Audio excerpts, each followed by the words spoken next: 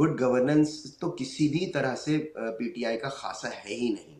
آپ P T I کے ڈائی hard supporter سے بھی سوال کیجئے کہ جی کوئی 3 اچھے کام گنوا دیجئے جو گورننس کے حوالے سے جو عمران خان کے 3 سال میں ہوا. ٹھیک ہے ان کا دورانیہ بہت مختصر تھا، اور عثمان بزدار تو اپنی مثال آپ ہیں، ان کی کیا بات کرنی.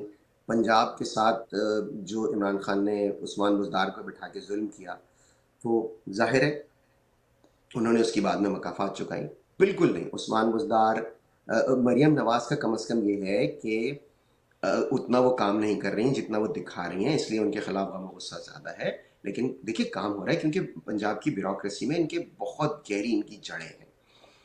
پرابلم وہاں ہو رہی ہے کہ یہ پوری کی پوری ٹیم اپنے ساتھ لے جاتی ہیں اور ان کاموں میں خلل پڑ رہا ہے. اور ان کا، اور دیکھیے اسٹیج کرنے کے لیے، اب میں نے جیسے ایک واقعہ سنا کہ مویشیوں کو 7-8 گھنٹے تک ایک جگہ روک کے رکھا گیا کیونکہ یہ ایسی ویڈیو شوٹ کرنی تھی جس میں یہ دکھایا جائے کہ جو ریسکیورز ہیں وہ بہت سارے مویشیوں کو سیلاب زدہ علاقے سے بچا کر لا رہے ہیں اور مریم نواز ان کی ستائش کر رہی ہیں.